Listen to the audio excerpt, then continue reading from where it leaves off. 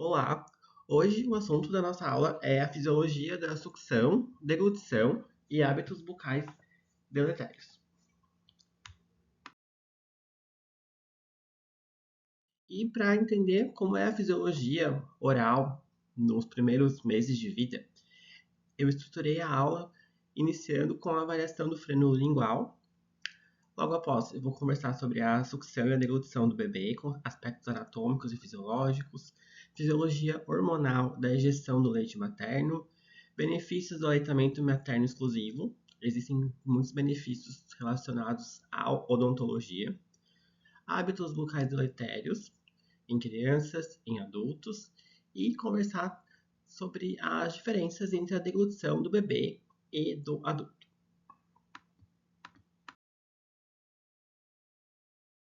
O freno lingual é uma prega de mucosa, um tecido mole, uma fina membrana que conecta a parte inferior da língua ao soalho ou assoalho de boca.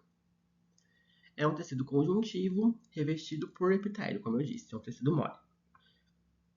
E ajuda a estabilizar a língua, mas também não pode limitar o seu movimento. Quando há alguma alteração nesse freio, ou freno lingual, ele pode se apresentar muito curto ou muito espesso, ou com uma inserção muito anterior, muito para frente, muito próxima ali do lábio. E dessa forma vai restringir os movimentos da língua. E esse quadro é conhecido como anquiloglossia e tem várias consequências clínicas importantes, como a dificuldade na amamentação, posteriormente uma dificuldade na fala, se não for feita a cirurgia de correção, problemas de higiene oral também, tá? Porque a língua ela vai ter uma mobilidade reduzida nesse caso e vai prejudicar também a limpeza da boca, porque a língua ela faz essa limpeza natural.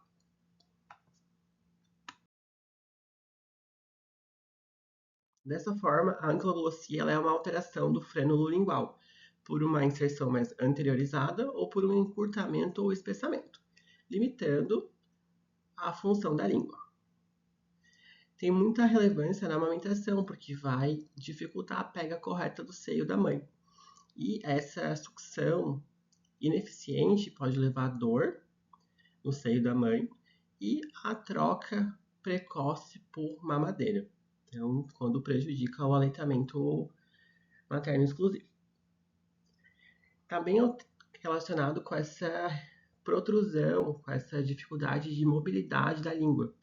Tá? Então, não vai ter a movimentação dessa língua. E existe um teste chamado teste da linguinha, que é uma lei desde 2014 que torna obrigatória a avaliação do freno lingual em recém-nascidos, já na maternidade, para fazer esse diagnóstico precoce. Então, tem que se analisar a forma desse freio, a inserção, como é a mobilidade dessa língua e, em alguns casos, pode-se realizar apenas um acompanhamento, mas em casos mais graves já tem que se realizar o corte desse freio, chamado de frenotomia ou frenectomia. Porque futuramente ele vai também, como eu disse, proporcionar dificuldades de fala e também vai interferir no desenvolvimento de estruturas do sistema estomatognático.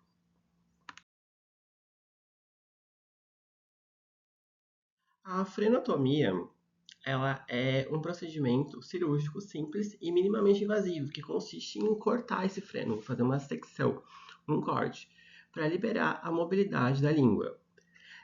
Ela é feita no consultório, pode ser feita por um odontopediatra ou por um médico pediatra. Vai se utilizar geralmente uma tesoura estéril, se for uma técnica mais simples, ou pode se utilizar um laser de alta potência, que é um equipamento bem mais caro, que vai poder fazer esse corte desse tecido de uma maneira mais delicada do que a tesoura. Geralmente não é nem feita anestesia infiltrativa, não é feita uma injeção de anestesia, é feito geralmente apenas uma anestesia tópica. É um procedimento bem rápido. Logo após a realização desse procedimento, seja por tesoura ou por laser, o bebê já é colocado para mamar, porque isso vai ajudar no controle da cicatrização, na hemostasia e vai já dar um estímulo para aquela língua. Porém, nem sempre é feita essa avaliação na maternidade, ou às vezes pode-se gerar uma certa dúvida, preferir um acompanhamento dessa condição, né? Por isso que muitas vezes tem que ser feita essa avaliação pelo dentista depois que a mãe já deixou a maternidade. Por quê? Algumas coisas podem estar acontecendo que podem mostrar que esse freio está inadequado, como dificuldade de amamentação, pega inadequada, dor no seio da mãe e quando o bebê não consegue ganhar peso porque a amamentação não está ocorrendo de maneira correta. Então, essa cirurgia ela pode ser chamada de frenotomia, que é um corte mais simples, ou de frenectomia, que é um corte mais completo. Então, é feita a remoção completa desse freio.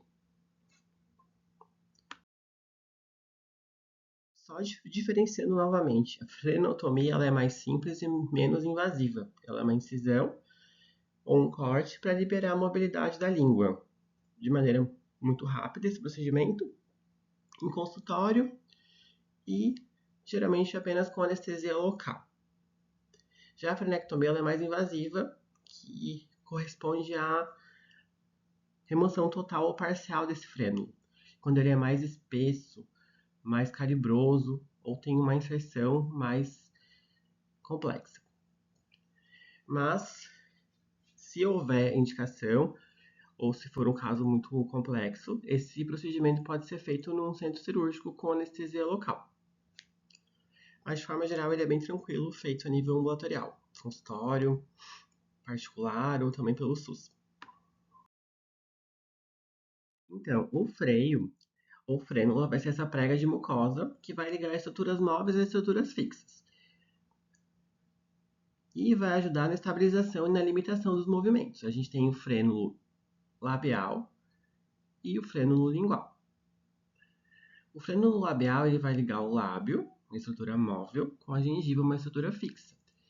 E ela pode ser inferior ou superior. E vai estar relacionada bastante com diastema, então esse espaço que existe entre os dentes. Ali tem uma foto, a segunda foto mostra uma criança, deve ter mais ou menos uns 7, 8 anos, com esse freio labial muito espesso. E isso está causando um diastema. Por isso que ele tem essa indicação de remoção. Ali na primeira foto é um freio lingual, de uma criança mais velha também, em torno de 7 a 8 anos. Então foi feita essa cirurgia mais tardiamente, porque esse freio ele estava limitando a língua, os movimentos da língua, e estava provavelmente alterando também a fala. Então eu só trouxe essas imagens para comparar com os outros freios que existem na boca, para entender melhor a importância do freio lingual.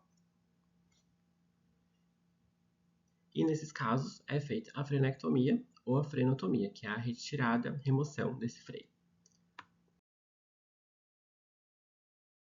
A sucção, deglutição e respiração são funções fisiológicas reflexas inatas e altamente coordenadas. Inato significa que o bebê já sabe fazer, já nasce sabendo realizar essas funções. Não precisa ser aprendido. E são essenciais para os recém-nascidos. A sucção é a primeira função a se desenvolver, ela vai permitir a amamentação.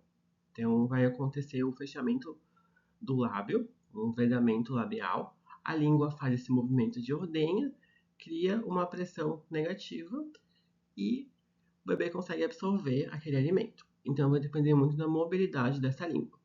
A deglutição é o transporte do alimento da boca, passando pela faringe e pelo esôfago até o estômago. E no bebê, a respiração ela vai ser também muito importante para o desenvolvimento crânio-facial. E o ideal é que essa respiração seja nasal. Já falei um pouco sobre a respiração bucal nas aulas anteriores. E essas funções elas acontecem de maneira coordenada e sincronizada. Por exemplo, o bebê ele vai sugar esse leite, vai deglutir, vai respirar e vai recomeçar esse ciclo. Tá? Se tiver um frênulo alterado, se tiver anquiloglosia, vai prejudicar a sucção do leite, vai afetar também a deglutição e pode alterar a respiração. Por isso, vai ter uma dificuldade na amamentação e pode ocorrer um desenvolvimento inadequado, um crescimento inadequado.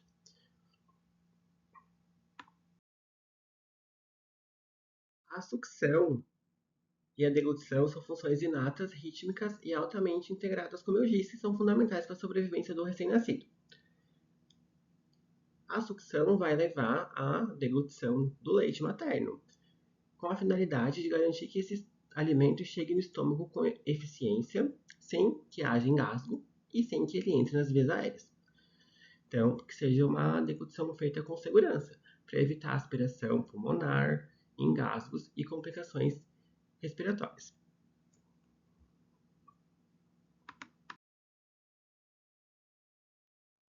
Sucção e deglutição são respostas reflexas inatas, porque estão presentes também desde a vida intrauterina, que vão garantir a alimentação do recém-nascido e o início da função do sistema digestório.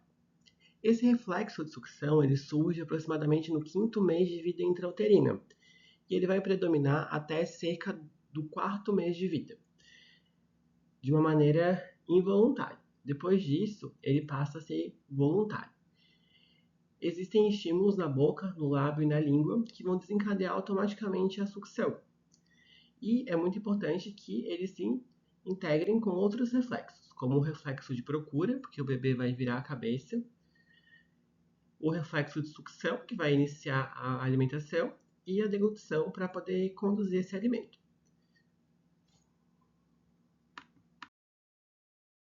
A região orofacial ela é uma das principais fontes de estímulos sensoriais para o corpo, então boca, língua e lábios, por exemplo, especialmente nos primeiros anos de vida, porque a boca ela vai trazer informações do mundo. Por exemplo, informações táteis sobre a textura dos alimentos, a pressão, por exemplo, durante a sucção, temperatura, vai dar informações gustativas do paladar, sabores doce, salgado, o amargo, o ácido, o umami. Então vai ser importante na introdução e na aceitação alimentar. Vai dar essa noção sensorial de propriocepção pela posição da língua, posição da mandíbula, controle dos movimentos orais. E todos esses estímulos, eles são enviados para o sistema nervoso central e vão ajudar no desenvolvimento da coordenação motora de funções orais, como a sucção, a deglutição, nesse aprimoramento dessas funções que já são inatas, na mastigação também com a introdução dos alimentos mais para frente e também na fala. Então a boca ela é um dos principais meios de interação do bebê com o mundo. Por isso que o bebê ele leva muitos objetos à boca, ele faz essa exploração oral para conhecer esses objetos. E está muito relacionado com o desenvolvimento neurosensorial e com o aprendizado alimentar. Por isso que muitas atividades de creche estão relacionadas com pinturas de mãos, para poder mudar um pouco esse foco sensorial do bebê, que é inicialmente a boca, e mudar para ser as mãos. E no bebê, a anatomia é adaptada para essa função de sucção. Tudo é projetado para facilitar a amamentação. Algumas características anatômicas importantes. O retrognatismo mandibular. A mandíbula ela é mais posterior, ela fica como se fosse recuada para trás em relação à mandíbula. Isso vai facilitar o movimento horizontal da mandíbula e vai ser muito importante para a ordenha do leite materno. Isso é uma questão fisiológica, não é uma questão patológica. A cavidade oral ela é reduzida, então a boca ela é menor e mais compacta para poder melhorar o controle do volume de leite. Então, para aprimorar o controle do volume de leite que vai ser deglutido. E para evitar escapes desse leite e engasgos. Também existe um tecido adiposo nas bochechas, chamado de corpo adiposo bucal, que vai dar estabilidade à cavidade oral. Então, é como se fosse uma bochecha mais gorda, mais rechonchuda, para dar estabilidade para a cavidade oral, tá? Manter essa pressão negativa e ajudar no posicionamento da língua. Então, essas três funções, essas três alterações anatômicas, elas vão permitir uma sucção eficiente, uma deglutição segura, sem engasgos, e uma coordenação com a respiração. Essa imagem ilustra o retrognatismo mandibular. Na primeira imagem, o bebê deve ter poucos dias de vida e na segunda imagem já deve ter alguns meses. Portanto, esse retrognatismo é a posição em que a mandíbula está mais para trás em relação à maxila. Normal, fisiológica no recém-nascido, não é doença. Essa condição ela facilita o movimento da mandíbula, essa movimentação horizontal, importante para a sucção e para a ordenha do leite. Vai ajudar a criar uma pressão negativa durante a amamentação, facilitando a pega correta no seio da mãe e contribui para a coordenação da sucção e da deglutição. E com o crescimento, com o passar dos meses, a mandíbula ela vai avançando, ela vai se anteriorizando, vai ficando mais para frente. E o perfil facial vai se equilibrando, como mostra ali na segunda foto. Mais algumas características anatômicas vão favorecer e adaptar a sucção no bebê. A primeira delas é a língua preenchendo grande parte da cavidade oral. Essa língua ela vai ser proporcionalmente maior no bebê do que no adulto, preenchendo quase toda a boca. Vai ter função de otimizar o movimento da ordenha, facilitando a sucção, ajudando a criar uma pressão negativa e melhorando o controle do leite. A faringe ela vai ser reduzida e a laringe vai ser mais alta, ou seja, faringe mais curta e laringe mais superior mais alta, para fazer a proteção das vias aéreas, diminuindo o risco de aspiração e permitindo que ocorra sucção e respiração quase que de forma simultânea, facilitando também a coordenação entre sucção, deglutição e respiração. Então, essas adaptações vão permitir uma sucção eficiente, uma deglutição segura e uma respiração protegida, acontecendo tudo isso quase que ao mesmo tempo, de forma coordenada. Esse esquema ilustra as diferenças fisiológicas. No bebê, a língua é maior, o palato é mais achatado, também para se adaptar melhor ao mamilo e para ajudar no vedamento, para que não tenha escape de leite. A laringe ela vai ser mais alta, mais superior, para proteger as vias aéreas.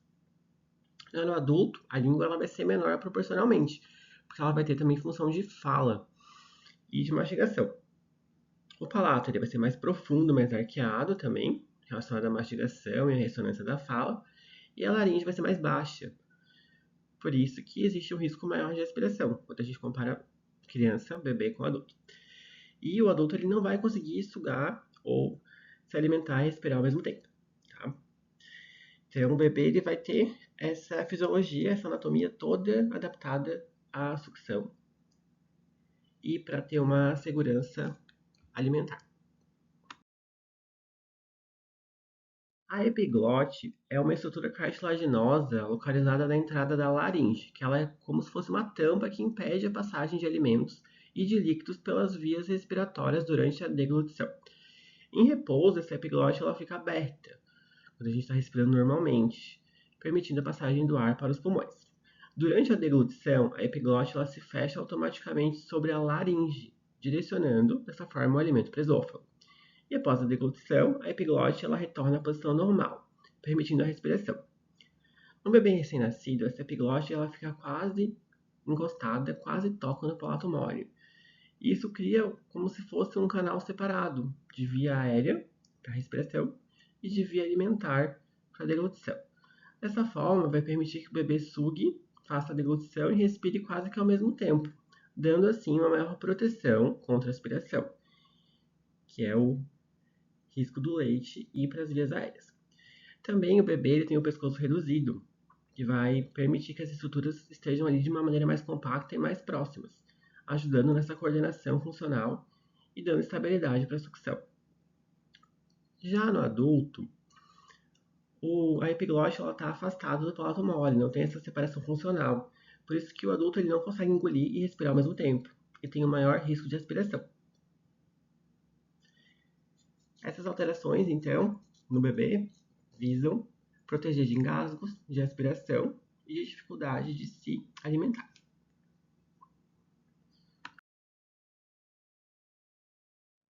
Existem dois tipos de sucção, nutritiva e não nutritiva.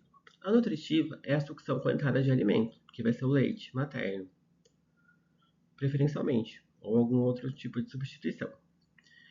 É um movimento rítmico que tem a sucção, seguida da deglutição e da respiração. Então, é uma maneira mais lenta e coordenada, com maior controle neuromuscular. O ideal é que seja uma sucção nutritiva natural, de amamentação, ou ela pode ser artificial, através da mamadeira. Já a sucção não nutritiva, que é o segundo tipo, não tem ingestão de líquido. Ela é uma nutrição relacionada também com o desenvolvimento orofacial. Ela é mais rápida, tem menos pausas para deglutição e tem menos esforço funcional. Por exemplo, o uso de chupeta ou o hábito deletério de chupadeira. Ela vai ter essa função de conforto e de autorregulação, vai acalmar o bebê e vai ajudar na organização neurológica. Mas o risco prolongado, quando esse faz muito essa sucção não nutritiva, tem alterações na oclusão, que são alterações de mordida, posição de dente e desenvolvimento crâniofacial.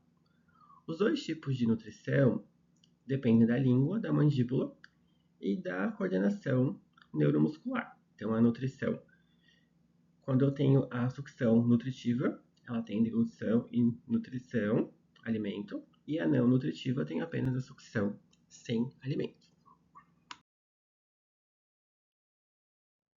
A sucção não nutritiva, ela pode ter alguns benefícios, como estímulo no sistema neuromuscular e ajudar na coordenação da sucção, deglutição e respiração, especialmente nos bebês prematuros.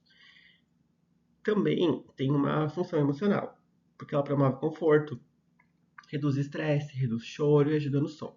Mas quando ela é prolongada, após os 4 anos, geralmente, está associada a uma má oclusão, que são problemas ortodônticos, problemas de mordida, como a mordida aberta anterior e a mordida cruzada, que eu vou mostrar mais para frente em fotos. Alterações também no crescimento craniofacial e alterações na fala. Por isso que o tempo é um fator muito importante, não é o uso da chupeta, usar ou não usar. O tempo, a idade que essa criança tem, vai ser um fator mais importante.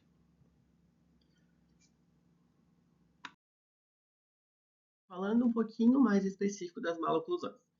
Maloclusão é qualquer desalinhamento nos dentes ou na mordida. Vai ter como principal causa fatores genéticos, então, fatores herdados, como a discrepância entre maxila e mandíbula. Essa diferença entre a maxila e a mandíbula do pai e da mãe pode levar a problemas de oclusão. Por isso vai influenciar o tamanho dos dentes e o crescimento ósseo. Hábitos deletérios, como é o que a gente está falando até agora, como a chupeta, sucção de dedo e roer unhas, também podem causar maloclusões, como a mordida aberta, a mordida cruzada e a protrusão, a movimentação de dente. Crescimentos ósseos alterados também podem, se eu tiver um crescimento diferente entre maxila e mandíbula desproporcional, pode levar também a uma maloclusão. Perda precoce de dentes, se a criança perdeu dentes descidos antes do tempo, eles foram perdidos por trauma ou por cárie, antes do tempo também posso ter perda de espaço para nação permanente, causando um apinhamento, que é um entortamento desses dentes, né? Quando eu tenho uma função muscular alterada, porque a língua, lábios e bochechas também vão influenciar a posição dos dentes. Aqui só mostrando alguns exemplos. O diastema é esse espaço entre os dentes, geralmente entre os incisivos centrais. Pode ser causado, como eu disse anteriormente, um freio labial de inserção baixa, pode estar causando esse diastema. Por isso que tem que ser removido, se tiver indicação. Uma discrepância dento-óssea, tem um tamanho de dente, tamanho de osso diferente, crescimento ósseo diferente pode levar ao diastema. A mordida aberta, mostrada ali no número 2, é quando os dentes não se tocam durante a mordida, na região anterior, na parte da frente. E essa sim está muito associada a chupeta e sucção de dedo durante um tempo prolongado. Então, quando a criança tem 7, 8 anos, ainda chupa dedo ou chupeta. A mordida profunda é a sobreposição excessiva de dentes superiores sobre os inferiores. O apinhamento é a falta de espaço. Então, os dentes eles ficam apinhados. Os pacientes geralmente falam encavalados, mas o termo é apinhado. E a causa mais comum vai ser essa discrepância, essa diferença de tamanho entre o dente e o osso, o arco. Existe também a mordida cruzada anterior, que os dentes inferiores eles ficam na frente dos superiores. Também vai estar associado a alterações esqueléticas de crescimento. E existe também a mordida cruzada posterior, quando os dentes superiores ficam por dentro dos inferiores. Pode ser causada por uma maxila que ela é menor, mais estreita, ou também pela respiração bucal. Portanto, na sucção não nutritiva, a gente tem geralmente a mordida aberta. Quando eu tenho freio labial muito curto, ou com uma alteração, pode ter o diastema.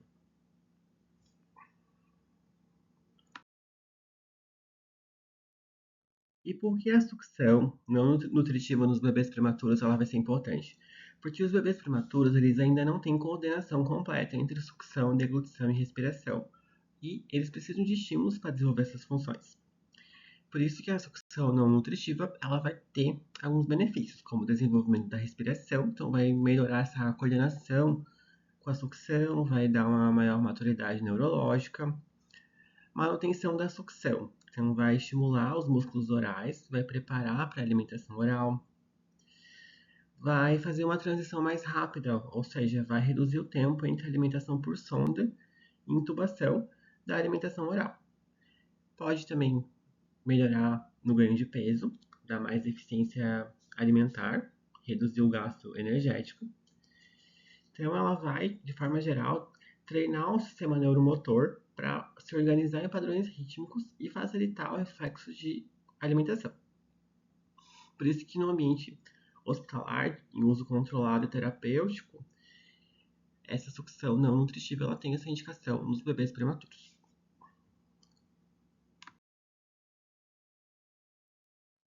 E como eu disse anteriormente, a sucção é um movimento reflexo, porque ela é automática e involuntária, não depende de aprendizado, não tem um planejamento motor consciente.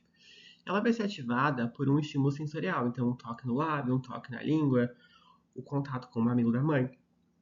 E existe um papel muito importante dos mecanoreceptores, que são esses receptores que vão detectar pressão, toque e deformação, que eu conversei com vocês na segunda aula. Eles vão estar presentes ricamente em língua, lábio e cavidade oral, e vão enviar esses reflexos, esses sinais, para o sistema nervoso central e vão ativar esse reflexo. E existe também o reflexo da procura. Então, quando a região perioral é estimulada, o bebê ele abre a boca, projeta a língua e vira a cabeça em direção ao estímulo, o que vai facilitar o início da sucção. E ele vai ser um movimento reflexo até o quarto mês de vida aproximadamente. Depois, ele se torna voluntário e coordenado. Então, se não tiver esse reflexo, esses movimentos reflexos, pode indicar algum tipo de problema neurológico ou alguma alteração anatômica, como a ankylosing. Essa imagem mostra um corte lateral na cavidade oral do bebê durante a sucção.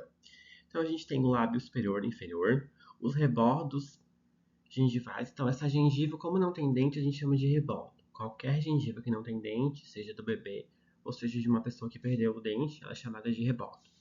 Ou rolete gengival, que é como se fosse a gengiva, que vai ser onde os dentes já estão ali, intraósseo, e vão se desenvolver.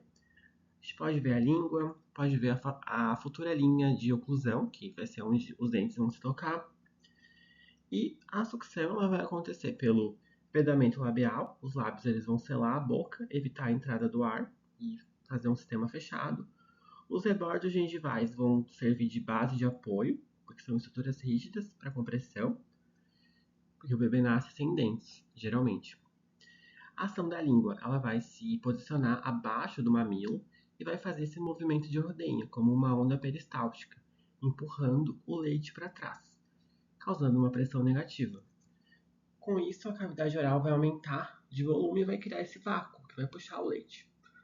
E depois esse leite tem que ser deglutido. Ele vai seguir esse caminho da boca para a faringe e para o esôfago. E tudo acontece de uma maneira coordenada. Então eu vou ter o vedamento da língua, pressão negativa e deglutição.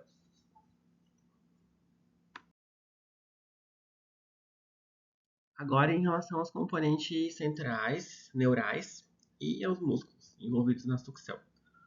O primeiro deles é o quinto par craniano, o nervo trigêmeo. Ele vai ter função de sensibilidade da face da cavidade oral e controle da mastigação.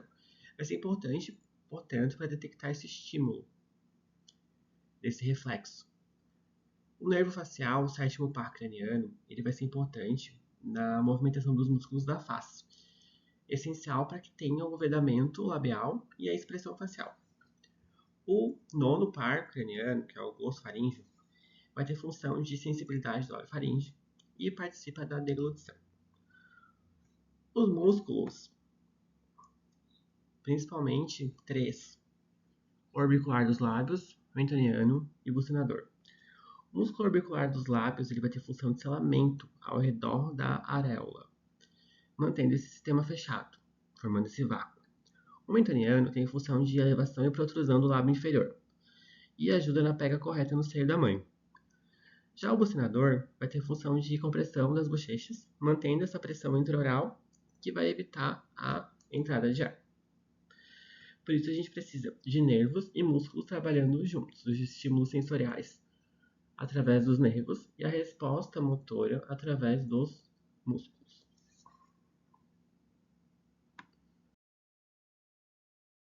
Durante a sucção, a amamentação, a mandíbula vai ter um movimento antero-posterior e depois póstero-inferior. Ou seja, ela vai para frente, para cima, e depois ela vai para trás e para baixo, comprimindo o mamilo, dessa forma, criando aquela pressão negativa que é o vácuo. É um movimento rítmico e fundamental para que ocorra a sucção.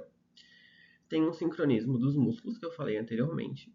Também eu tenho a função, a participação dos músculos elevadores da mandíbula, como o masseter, temporal, pteregoideu, medial.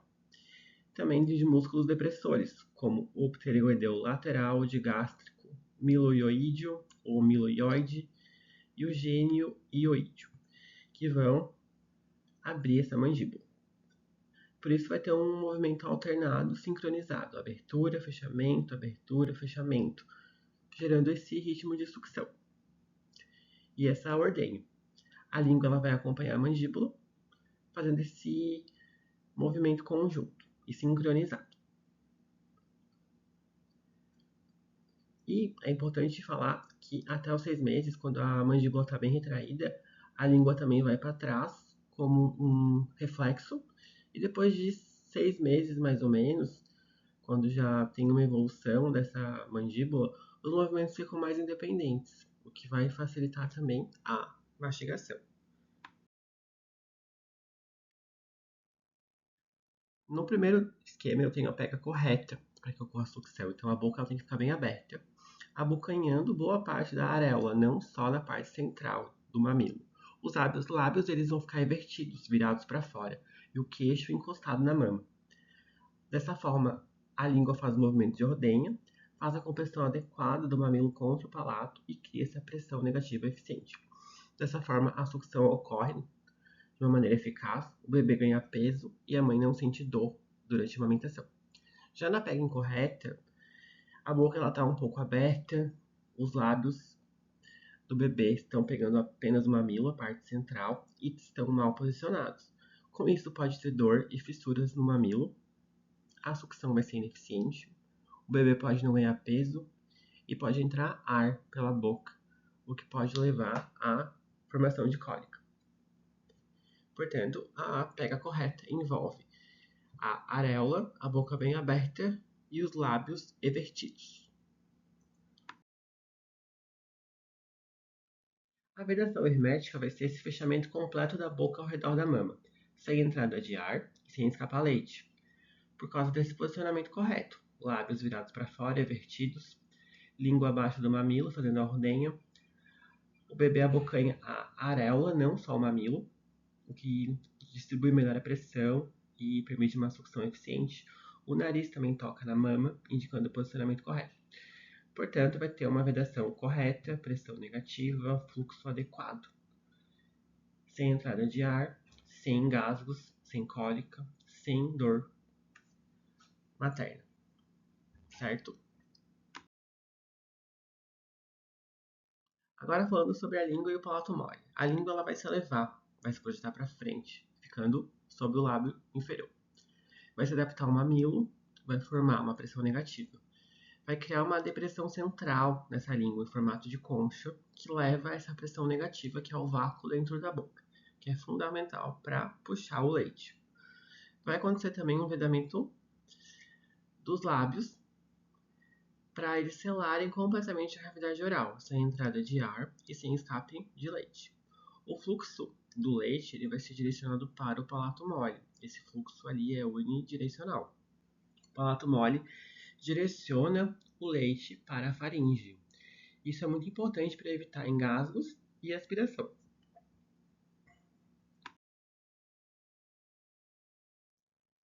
Dois hormônios são muito importantes para a amamentação. O primeiro deles é a prolactina e o segundo é a ocitocina. A prolactina produz o leite e a ocitocina vai liberar ou ejetar o leite. A prolactina, ela tem origem, ela é produzida na hipófise, na região anterior, chamada de adenohipófise. Tem função de estimular as glândulas mamárias a produzir o leite. E ela é ativada pela sucção do bebê, que leva um estímulo ao cérebro da mãe e aumenta a produção da prolactina. Já a ocitocina, que é o hormônio para liberar ou ejetar esse leite, também é produzido pela hipófise, mas na região posterior, chamada de neurohipófise. Ela vai fazer a contração das células mioepiteliais do seio da mãe e o leite ele vai ser expelido pelos ductos. Então o bebê ele vai sugar e esse estímulo sensorial vai para o cérebro da mãe. E vai ter a liberação da prolactina para produzir leite e da ocitocina para ejetar esse leite. Então a ocitocina ela vai ser muito sensível a fatores emocionais.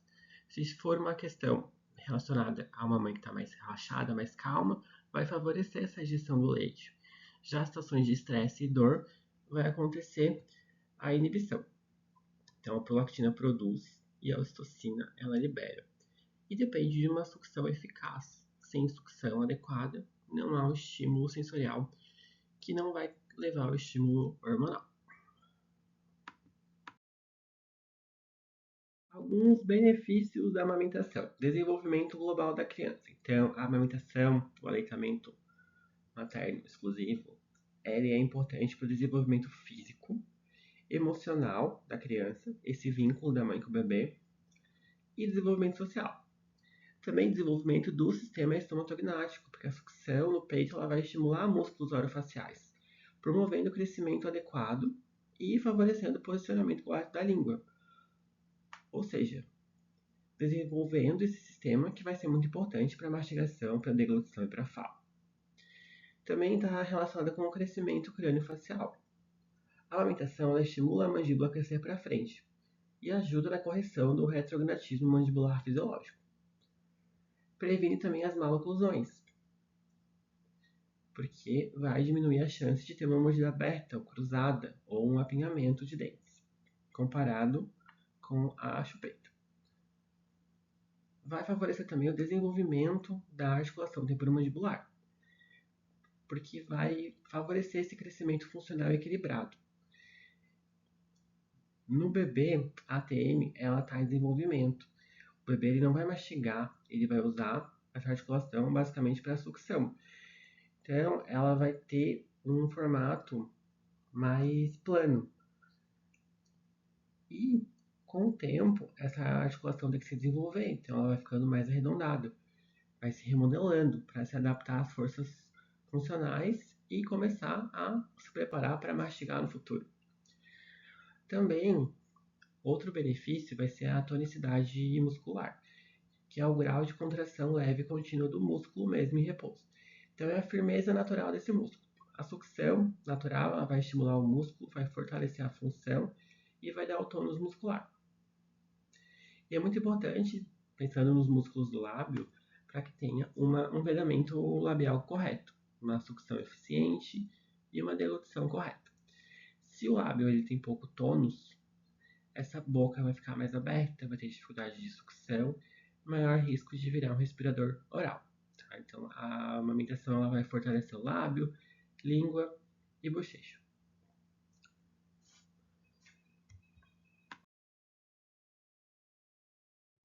A sucção ela também ajuda a desenvolver as vias aéreas, estimulando o crescimento dos alvéolos pulmonares e de estruturas respiratórias, melhorando essa função respiratória. Também existe um estímulo à respiração nasal, que é a respiração correta. Então, a boca ela vai estar ocupada durante a amamentação, o que vai favorecer uma respiração pelo nariz, tornando esse um padrão respiratório correto e funcional, prevenindo então que se desenvolva uma respiração oral.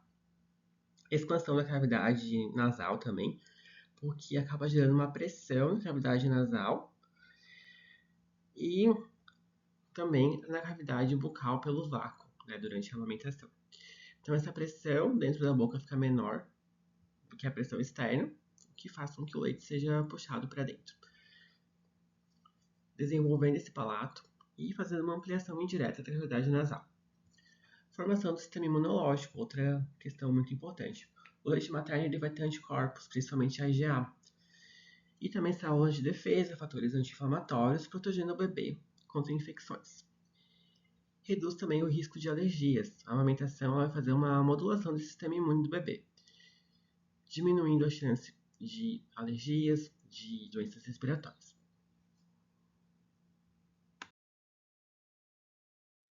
Também vai promover o vínculo materno. Então, a amamentação promove esse contato pele a pele e liberação da ocitocina, como eu disse anteriormente, fortalecendo, favorecendo esse vínculo emocional entre a mãe e o bebê. É um alimento completo, ou seja, ele tem uma questão nutricional equilibrada, adaptada à idade do bebê, tem uma fácil digestão e não precisa ser complementado nos primeiros meses. O bebê não precisa de água, de chá, nenhum outro tipo de alimento, pelo menos até os 6 meses. Deve ser o alimento exclusivo.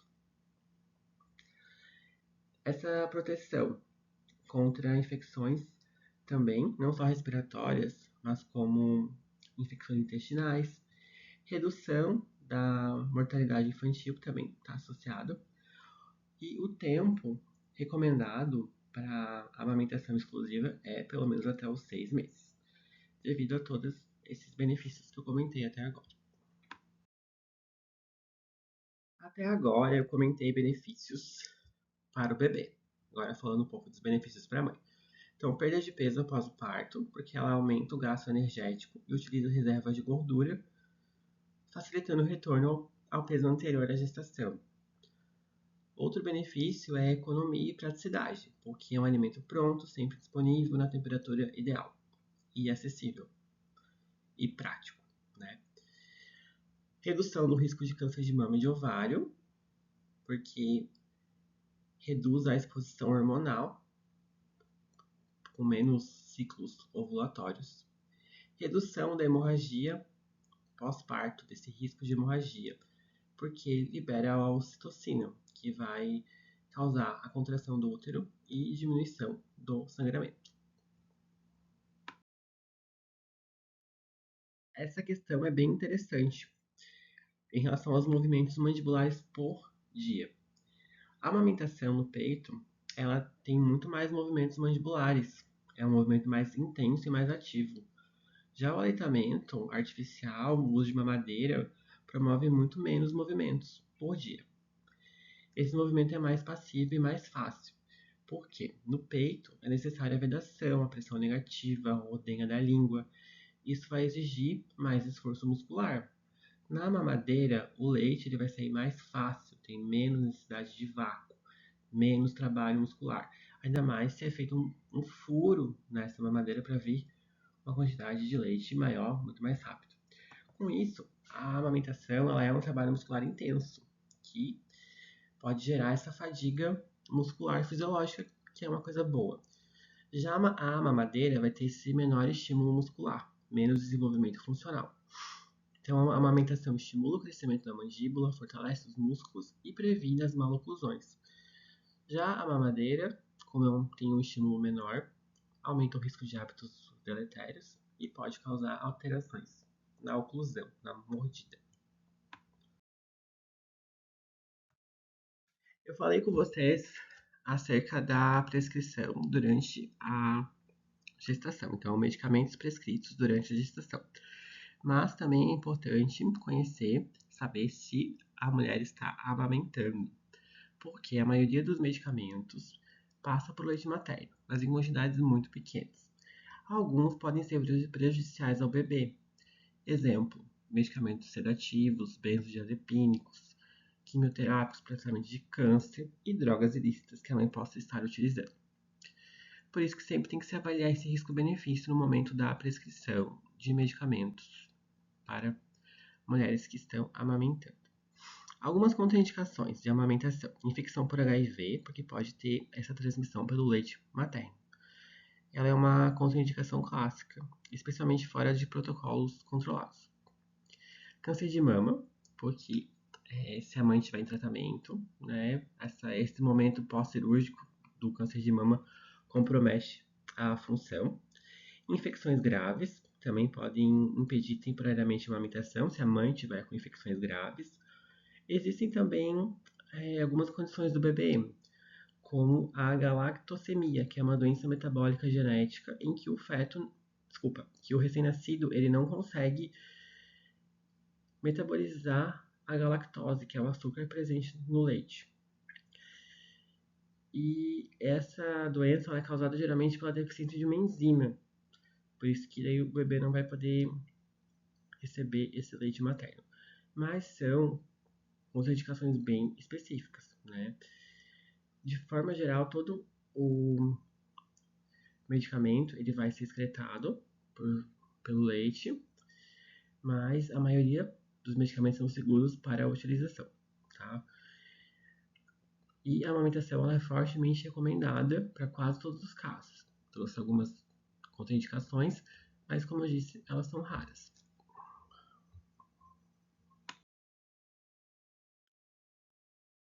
Uma questão interessante é responder se leite materno causa ou não cárie.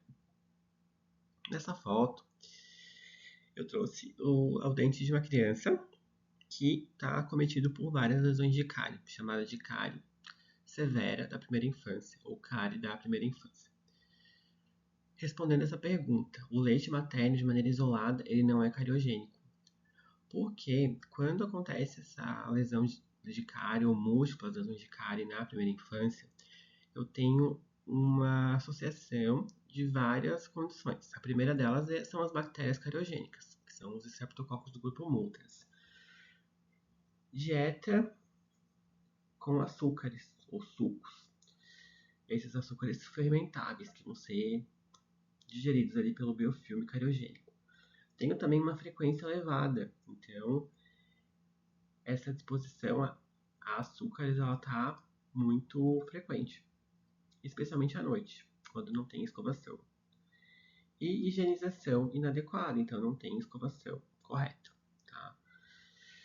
Portanto, se houver uma amamentação noturna prolongada sem higiene, pode favorecer o desenvolvimento de lesão de cárie. Mas, como eu já disse na aula de gestação, falei um pouquinho sobre lesão de cárie, vocês devem ter aprendido também lá na bioquímica, ela é uma doença muito complexa e muito relacionada ao comportamento e ao tempo, né, e à higienização. Por isso que, isoladamente, o leite materno não causa cárie, mas se todo um ambiente com as outras variáveis estiver favorecendo a lesão de cárie, sim, posso ter um risco aumentado. Tá? Então, sozinho não causa cárie, porque a cárie ela é multifatorial. E essas lesões de cárie, que está mostrando na foto, chamada de cárie da primeira infância, elas têm uma evolução geralmente rápida e bem destrutiva. Portanto, é importante, com a erupção dos dentes, iniciar a higienização bucal, fazer essa escovação a partir do nascimento dos dentes, lá pelos 6 a 8 meses, quando nasce o primeiro dente, já iniciar a escovação. E quando nascem os primeiros molares descidos dos dentes mais posteriores, lá por volta de 1 ano e meio, também realizar uma higienização ainda mais criteriosa, porque esse dente é mais fácil de dar uma lesão de cárie. E também evitar a introdução precoce do açúcar, especialmente da sacarose, que é o açúcar mais cariogênico. Portanto, o leite materno não causa cárie de maneira isolada. O pH do leite materno não reduz significativamente o pH bucal, ou seja, não favorece a desmineralização. A lactoferrina é uma proteína que ela é encontrada em secreções biológicas, como o leite materno e a saliva. E ela também é antimicrobiana, ela vai inibir o crescimento de bactérias cariogênicas. Também o leite materno ele vai ter cálcio e fósforo, que também contribuem para a proteção do esmalte. Mas, de forma isolada, não causa, porém eu preciso analisar os fatores associados. Dieta rica de açúcar, frequência de alimentação alta, principalmente à noite, falta de higiene ou baixo fluxo salivar, porque a saliva tem a função de proteção, aumenta sim o risco de lesão de cárie. Por isso tem que ter uma dieta equilibrada com controle de açúcar, especialmente a sacarose, ter acesso à água fluoretada, que vai fazer essa proteção do dente, deixar o dente mais forte, fazendo com que ele resista a um pH um pouquinho mais ácido, antes de começar a desmineralizar. Acesso a creme dental fluoretado, então sempre utilizar o creme dental fluoretado, desde o início da erupção dental, desde o primeiro dente. E fazer essa escovação de maneira frequente, regular. Portanto, o leite materno não é cariogênico de maneira isolada, mas o risco, a condição de ter a lesão de cárie, ela também vai estar relacionada aos hábitos e ao tempo.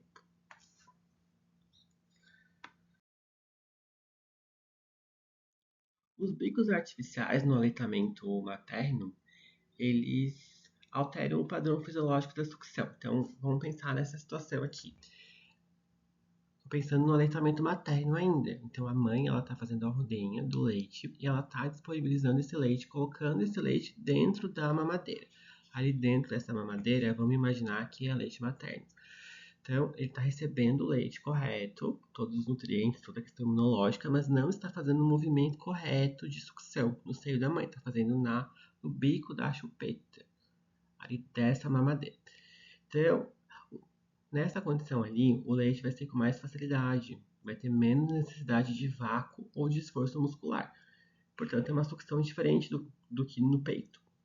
E a chupeta, ela, quando é utilizada muito, ela pode modificar a postura da língua e o vedamento do lábio, se ela for utilizada muitas horas por dia ou até a criança tiver uma idade mais avançada, 6, 7 anos.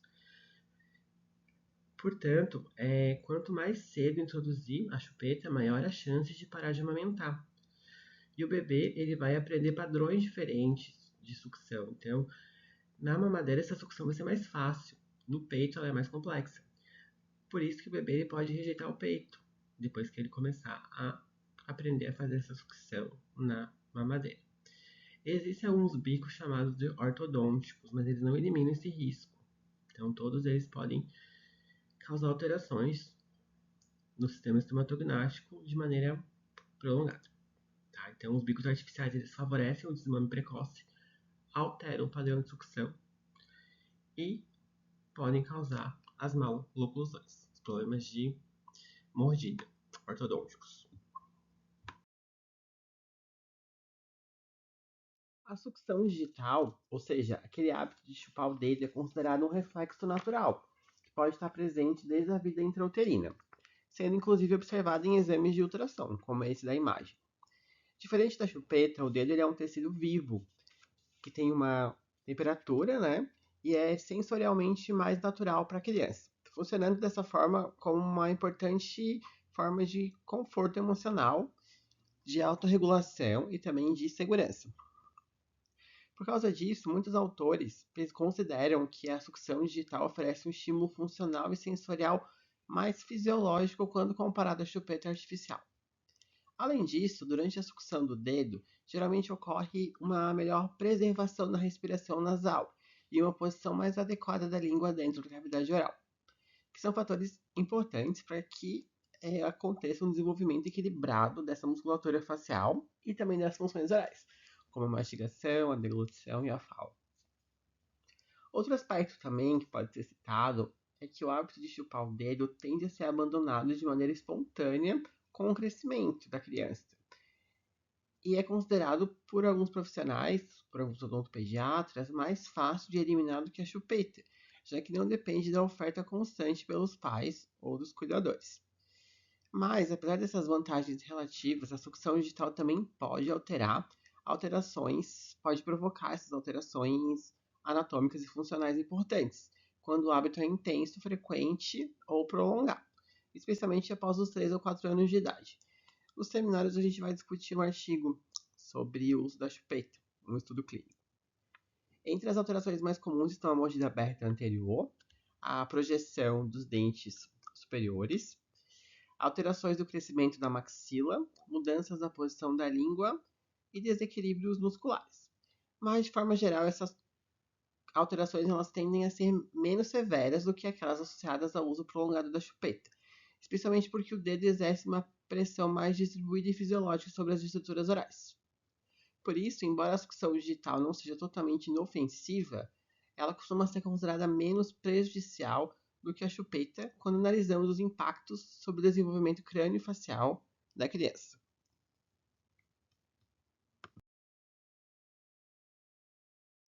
A remoção da chupeta e do hábito de sucção digital deve acontecer de maneira gradual, respeitando o desenvolvimento emocional da criança e evitando maneiras punitivas ou até traumáticas. Nesse processo de remoção, podem ser feitas orientações psicológicas e elas vão ser importantes porque vão ajudar os pais a compreender o aspecto emocional envolvido no hábito, oferecendo estratégias de acolhimento, reforço positivo e substituição por outras formas de conforto e segurança. Em alguns casos, quando o hábito persiste por muito tempo ou já provoca alterações na arcada dental e no crescimento facial, podem ser indicados aparelhos ortodônticos intraorais que ficam dentro da boca. Esses dispositivos auxiliam na interrupção do hábito e contribuem para a correção ou prevenção das alterações funcionais e anatômicas, como a mordida aberta e o posicionamento inadequado da língua e dos dentes. Por isso, essa remoção ela tem que considerar aspectos emocionais e funcionais da criança. Pode ser feita então essa retirada gradual, não de uma maneira abrupta. O reforço positivo na forma de elogios ou algumas recompensas, explicação para a criança mostrando a importância.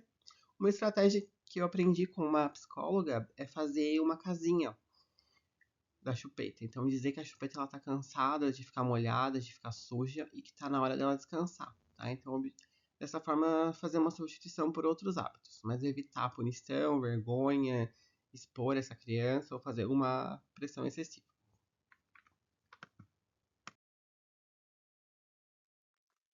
A grade palatina ela é um dispositivo ortodôntico intraoral, geralmente fixo e colocado no palato, que é o céu da boca. Então ele vai funcionar como uma barreira mecânica.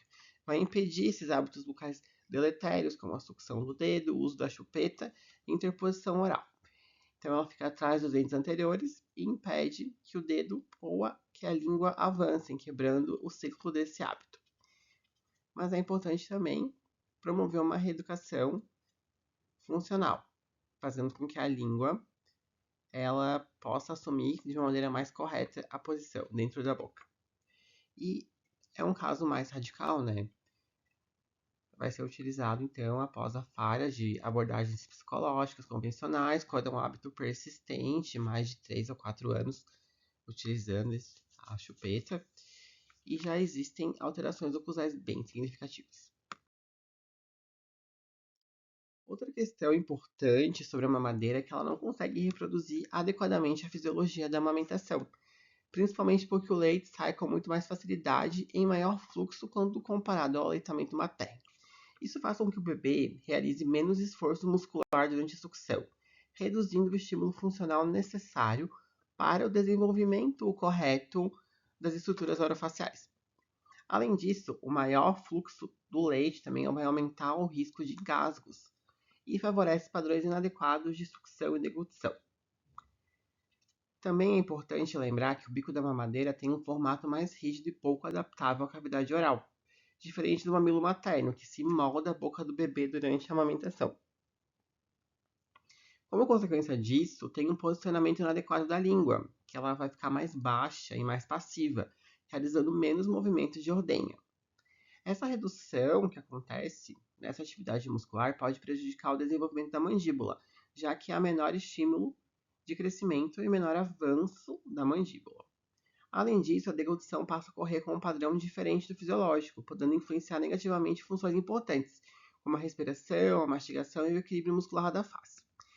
Clinicamente, essas alterações estão associadas ao desmame precoce, alterações musculares, maior risco de maloclusões e predisposição à respiração bucal e à deglutição atípica, mostrando como o uso prolongado de mamadeira pode impactar o desenvolvimento funcional e também o desenvolvimento anatômico da criança. A mamadeira pode influenciar no desenvolvimento adequado das funções porque seus bicos não se moldam corretamente à cavidade oral da criança, diferentemente do mamilo materno, como eu disse, que se adapta durante a sucção.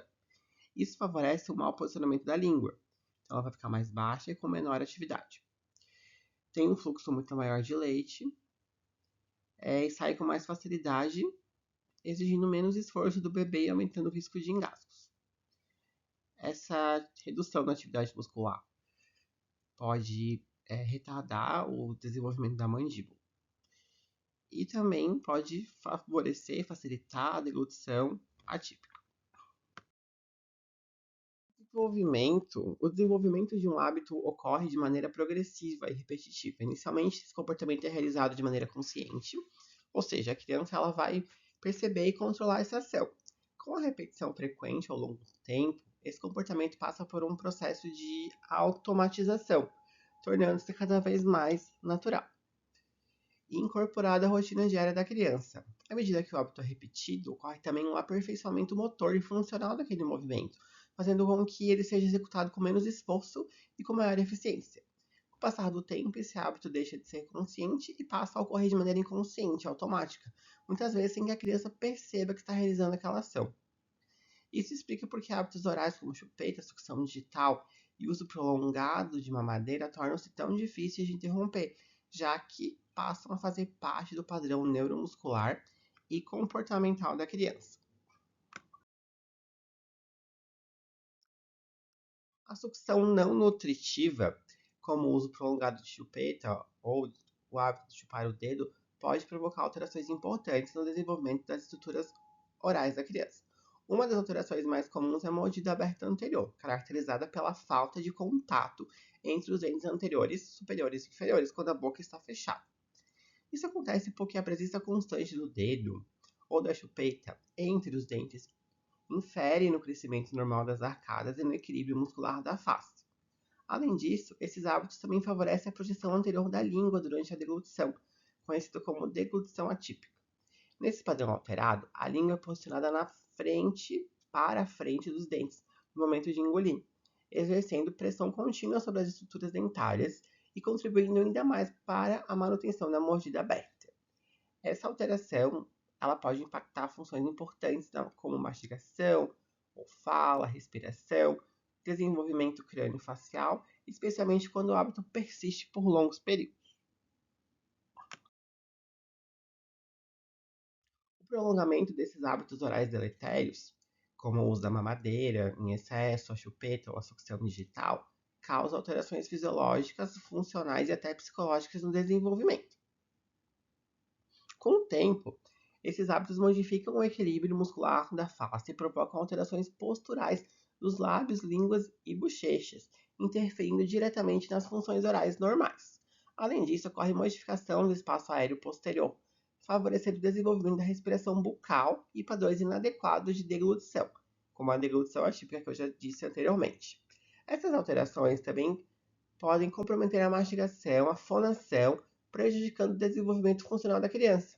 Como consequência do desequilíbrio muscular e das pressões inadequadas sobre os dentes e ossos faciais, há um maior risco de desenvolvimento de maloclusões, como mordida aberta anterior, mordida cruzada e alteração do posicionamento dentário.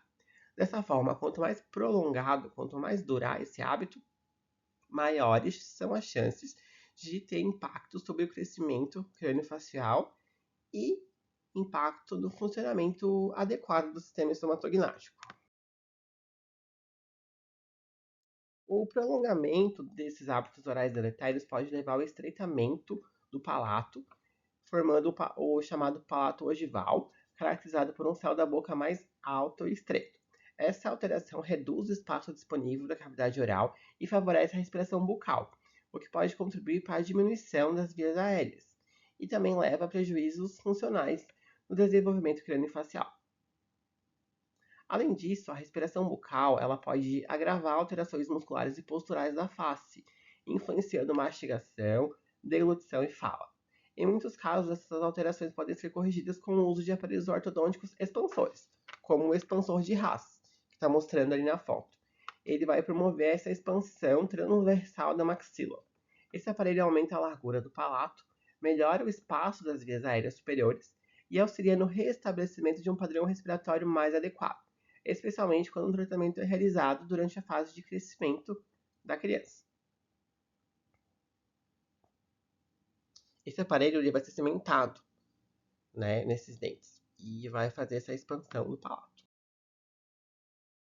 O respirador bucal crônico, já falei um pouco lá na aula inicial, na aula de introdução, trouxe esse slide. Então, o respirador bucal crônico apresenta um conjunto de características faciais e funcionais bastante típicas, que são resultado da adaptação do corpo à respiração predominantemente pela boca. Entre os sinais mais comuns está a face alongada, consequência das alterações no crescimento crânio-facial causada pela falta do padrão adequado da respiração nasal. Esses pacientes frequentemente apresentam olhos caídos e olheiras, relacionados à má qualidade do sono e ao esforço respiratório constante superior. Os lábios geralmente ficam entreabertos, ressecados e hipotônicos, ou seja, com pouca tonicidade muscular, devido à permanência da boca aberta durante grande parte do tempo.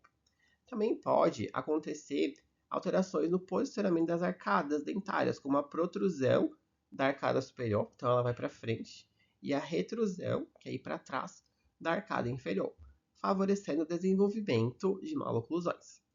Além das alterações estéticas, a respiração bucal crônica também pode comprometer funções importantes, como a mastigação, a deglutição, a fala e a qualidade do sono, impactando diretamente o crescimento e o desenvolvimento saudável dessa criança.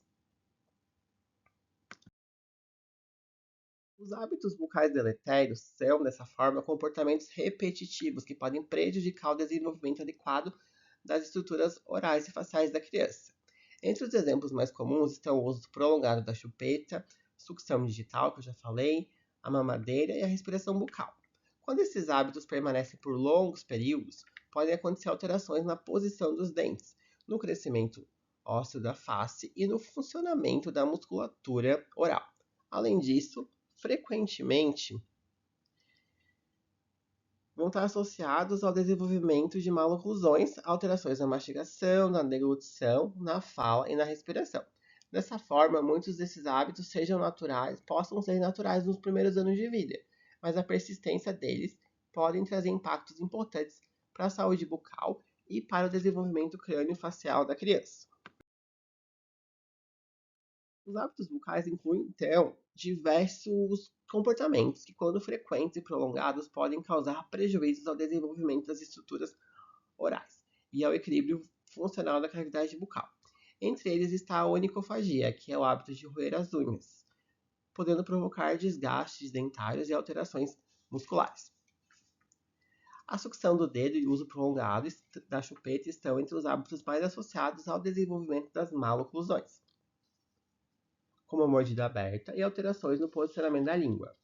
O bruxismo infantil, que eu falei na última aula presencial com vocês, também merece destaque porque envolve apertamento ou rangimento de dente, podendo causar desgaste do dente, que pode levar à sensibilidade, dores musculares e alterações articulares. Outro hábito comum é morder objetos, como lápis, tampa de caneta, que pode gerar forças inadequadas sobre os dentes e estruturas de suporte. Além disso, o uso de piercing oral em regiões como lábio, língua e freio labial superior pode causar trauma nos tecidos bucais. Pode causar fratura de dente, recessão gengival e aumento do risco de infecções. Também o hábito de palitar os dentes está associado também a essas alterações, como recessão gengival, até fratura de dente. Dessa forma, todos esses hábitos devem ser avaliados de maneira precoce para prevenir alterações funcionais e estruturais no desenvolvimento bucal. Então, focando mais nas crianças, mas tem muitos desses hábitos também que vão estar nos adultos, né? Como morder objetos, palitar os dentes e os piercings orais. Ali mostrando algumas imagens desses piercings. Então, os piercings são considerados hábitos bucais deletérios mecânicos, porque eles promovem trauma constante sobre dentes, gengivas e sobre tecidos bucais. Eles podem estar localizados em diferentes regiões da boca ou do lábio, como o lábio inferior, língua, região gengival, e não importa a região, existe um potencial para causar alterações estruturais e funcionais importantes. Entre as complicações mais comuns estão danos aos dentes, como fraturas de esmalte, desgaste, trincas, pode causar trinca nos dentes, por causa desse contato repetitivo do metal com as estruturas dentárias. Além disso, o trauma mecânico contínuo pode provocar recessão gengival, levando à exposição radicular, sensibilidade dentária e até perda óssea ao redor do dente. Outro problema também é o aumento dos riscos de infecção, já que o piercing favorece o acúmulo de biofilme e funciona como porta de entrada para micro-organismos. Também pode acontecer alteração funcional, interferindo na fala, mastigação e deglutição. Situações mais graves podem dar edema, inchaço, hemorragia. Dessa forma, os piercings devem ser compreendidos como um fator de risco para diversos prejuízos em saúde bucal, devido ao trauma contínuo que exercem sobre os tecidos da cavidade oral. Entre outros exemplos de hábitos bucais deletérios, eu trouxe dois, que é o morsicatium buccarium ou linguarum e a bifurcação da língua. O morsicatium buccarium corresponde a um hábito repetitivo de morder a mucosa, ou pode ser morsicatium linguarum, quando é o hábito repetitivo de morder a língua. Esses hábitos, geralmente, eles vão estar relacionados com ansiedade, estresse e comportamento compulsivo, provocando irritação crônica, áreas esbranquiçadas, descamação da mucosa e desconforto local devido ao trauma mecânico constante. Outro exemplo ali de hábito bucal deletério é a bifurcação da língua, procedimento realizado por motivos estéticos, entre aspas, culturais ou de modificação corporal. Essa alteração pode trazer complicações importantes, como dor, sangramento, infecções, alteração na fala, na mastigação e na deglutição, além de possíveis danos neurológicos e cicatrizes permanentes. Dessa forma, tanto hábitos traumáticos quanto as modificações corporais orais podem comprometer a estrutura dos tecidos bucais e podem interferir nas funções normais da cavidade oral. Entrando agora na última parte da aula, que é a deglutição. Ela é conceituada como o processo responsável pela propulsão do alimento, do líquido ou da saliva da cavidade oral até o estômago, sendo uma função essencial para a alimentação e manutenção da saúde. Esse mecanismo ele acontece de forma coordenada e depende da integração entre diversos tecidos, músculos e órgãos, envolvendo principalmente a boca, a faringe e o esôfago. Durante a deglutição, várias estruturas atuam simultaneamente para garantir que o conteúdo siga corretamente pelo trato digestório, de uma maneira eficiente e segura. E não pode acontecer engasgo e nem aspiração para as vias aéreas. Dessa forma, a deglutição está associada diretamente ao equilíbrio funcional da musculatura oral, ao posicionamento correto da língua e ao desenvolvimento harmonioso das estruturas craniofaciais. Alterações nesse processo podem comprometer funções importantes, como a mastigação, a fala, a respiração, e podem também favorecer o desenvolvimento de padrões inadequados, como a deglutição atípica.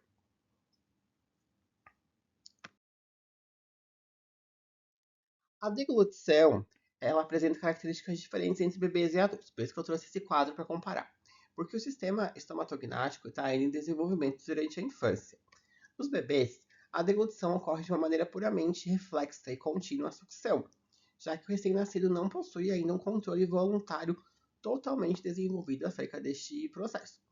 Além disso, os maxilares eles permanecem separados durante a sucção, e a estabilização da mandíbula é realizada principalmente pelos músculos da expressão facial e da língua. Outra característica importante é que a dinâmica entre faringe e laringe permite que o bebê consiga respirar enquanto mama, facilitando a alimentação contínua. Já nos adultos, a deglutição passa a ter um início voluntário, embora existam ainda alguns reflexos automáticos nas etapas mais posteriores. Os maxilares eles permanecem em contato durante a deglutição e a estabilização da mandíbula vai acontecer especialmente pela ação dos músculos mastigatórios. Então, ali difere essa estabilização. Além disso, durante a deglutição adulta, a dinâmica faringe e da laringe bloqueia temporariamente a respiração para proteger as vias aéreas e evitar a aspiração do alimento. Essas diferenças mostram como a deglutição evolui ao longo do tempo, acompanhando a maturação anatômica e funcional do nosso organismo. Nos bebês, as estruturas anatômicas relacionadas à deglutição e respiração têm características muito diferentes das características encontradas nos adultos. Justamente para isso, para facilitar a amamentação. O palato do bebê ele vai ser mais achatado. A cavidade bucal é menor e a língua ocupa grande parte desse espaço, auxiliando no processo de sucção. A laringe, ela se encontra em uma posição muito mais alta no pescoço, que ainda é curto e pouco desenvolvido nessa fase. A epiglote fica muito próxima, quase encostando no palato mole, reduzindo o espaço da faringe e formando dessa forma uma espécie de canal funcional, separado entre via aérea e via alimentar. Essa organização anatômica permite que o bebê consiga sugar, deglutir e respirar praticamente ao mesmo tempo, diminuindo o risco de engasgos durante a amamentação. Já no adulto, ocorre um crescimento e reorganização dessas estruturas. O palato torna-se mais profundo e arredondado, a cavidade oral aumenta e a laringe desce para uma posição mais baixa no pescoço. Com isso, há uma separação maior entre laringe e palato mole, fazendo com que as vias aéreas e alimentar elas se cruzem mais intensamente na região da faringe, então elas estão mais próximas nessa região. Por causa disso, durante a deglutição, o adulto ele vai precisar interromper momentaneamente a respiração para evitar que o alimento ou que o líquido seja aspirado para as vias aéreas. Então, essas diferenças anatômicas explicam por que a dinâmica da alimentação e da respiração é bem diferente entre adultos e bebês. A deglutição infantil vai ser, dessa forma, um fenômeno estomatognático inato, ou seja, presente desde o início do desenvolvimento do bebê, sendo fundamental para a alimentação e sobrevivência nos primeiros meses de vida. O reflexo da deglutição começa a se desenvolver ainda na gestação, aproximadamente entre a 12ª e a 13ª semana gestacional, mostrando que é uma função muito precoce e muito importante para o organismo. Nessa fase, a deglutição ocorre antes do estabelecimento da oclusão, estando intimamente relacionada ao processo de sucção. Então, sucção e deglutição são sempre relacionadas. Além disso, ela vai ser orientada principalmente por estímulos sensoriais nos receptores labiais e linguais, que ativam automaticamente os movimentos necessários para sugar e engolir. Durante a deglutição infantil, os maxilares permanecem separados, e a estabilidade mandibular depende principalmente da musculatura da língua e dos músculos da expressão facial. Esse padrão ele é considerado fisiológico, é considerado normal para o bebê e vai sofrendo modificações progressivas com o crescimento, com a erupção dos dentes e o amadurecimento das funções orais. Na deglutição infantil, os lábios permanecem abertos e o selamento ocorre principalmente pelo contato com o seio da mãe, ou com o contato com o bico da mamadeira com a boca do bebê. A estabilização da mandíbula depende especialmente da ação na musculatura facial, controlada pelo nervo facial, que é o 7º par craniano. Uma característica muito importante dessa fase é que o bebê consegue respirar enquanto mama, graças à organização anatômica e funcional específica das vias aéreas e a das vias digestivas nos primeiros meses de vida, então aquele esquema que eu mostrei anteriormente. O principal estímulo sensorial para iniciar a deglutição é a presença do leite na cavidade oral.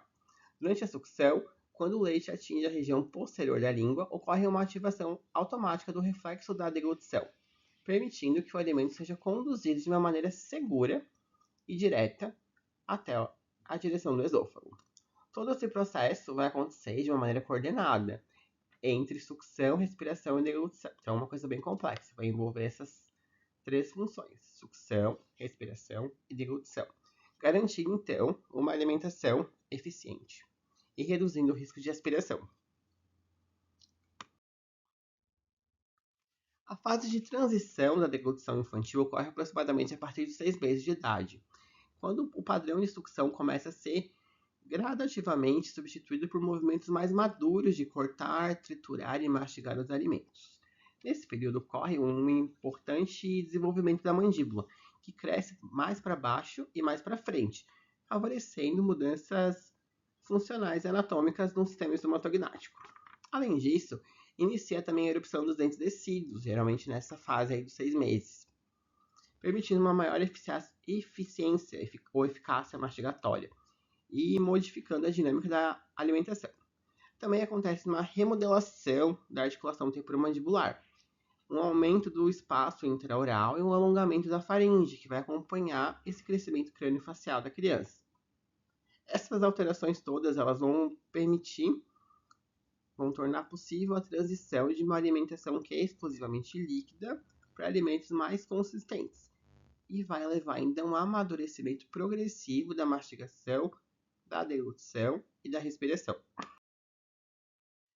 Durante a fase de transição da deglutição infantil, ocorre a passagem da alimentação que era antes exclusivamente líquida para que ocorra uma introdução gradual de alimentos pastosos até alimentos semissólidos, além do uso do copo e da colher. Esse período representa uma etapa muito importante para o amadurecimento funcional da mastigação e da deglutição, exigindo uma maior coordenação entre língua e mandíbula, e os lábios e a musculatura da faringe. Como essas funções ainda estão em desenvolvimento, é comum que a criança às vezes apresente dificuldade para transportar o bolo alimentar posteriormente em direção à faringe. Por isso, nessa fase existe uma alta incidência de engasgos, de tosse ou perda do alimento pela boca, o que geralmente faz parte desse processo normal de adaptação e aprendizagem motora. Com o crescimento e repetição dos estímulos alimentares, ocorre progressivo aperfeiçoamento da coordenação oral e maior eficiência nessa alimentação.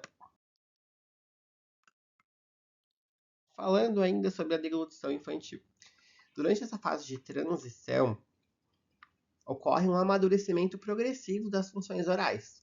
Entre o sexto e o nono mês de vida, a criança começa a apresentar um melhor fechamento labial e movimentos mais coordenados da língua, favorecendo o preparo e a organização desse bolo alimentar dentro da cavidade oral. Já entre o nono e o 12º mês, quando completa o primeiro ano, ocorre um maior controle dos movimentos mastigatórios e uma maior coordenação entre mastigação, deglutição e respiração. Por volta dos 18 meses, o padrão de deglutição tende a estar mais bem estabelecido, com funções orais mais maduras e mais eficientes. Nesse período, o estímulo alimentar é extremamente importante, sendo recomendada a introdução gradual de alimentos variados, com diferentes consistências, com diferentes texturas, que vão favorecer o desenvolvimento adequado da mastigação, da musculatura oral e da coordenação funcional da criança. Agora, partindo para a deglutição adulta. Na deglutição adulta, ocorre um amadurecimento completo das estruturas orais, da coordenação funcional entre respiração, mastigação e deglutição. Com o crescimento, a faringe se alonga e a erupção dentária promove a retração e o reposicionamento da língua dentro da boca. Durante a deglutição, a mandíbula permanece em oclusão, ou seja, os dentes em contato. E o selamento labial ocorre de maneira passiva, sem necessidade de esforço excessivo da musculatura facial. A estabilização da mandíbula, lembra que era no bebê, é pelo sétimo par craniano, pelo nervo facial, nervos da expressão facial. Agora, com o adulto, ela vai ser principalmente pelos músculos mastigatórios e são inervados pelo nervo trigêmeo, o quinto par craniano.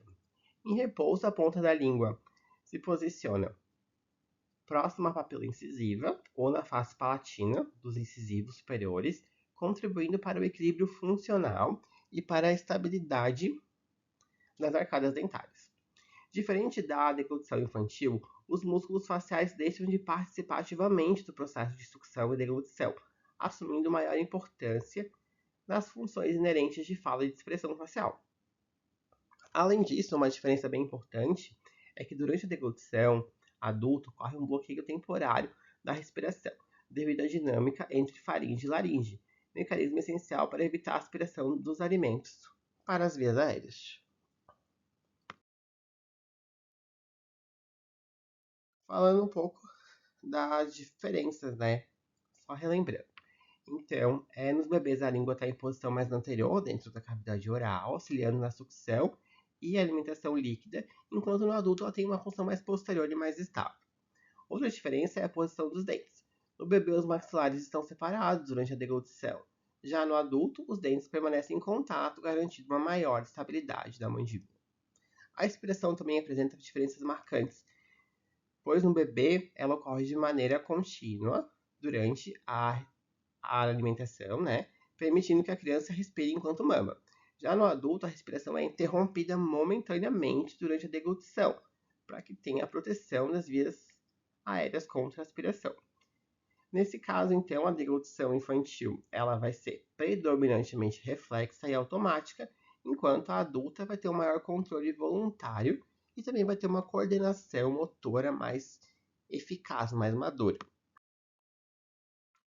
E a deglutição ela vai ser dividida em 3 fases: oral, faríngea e esofaríngea. Vou falar um pouquinho de cada. O reflexo da deglutição ela vai ser iniciado quando o alimento, o líquido ou o leite do bebê chega na região posterior da língua e cai na cavidade oral. Nesse momento, a língua ela vai ter uma função muito importante de empurrar o bolo alimentar para trás, em direção ao palato mole e a faringe. Quando o alimento alcança essa região posterior, receptores sensoriais são estimulados e desencadeiam automaticamente o reflexo da deglutição.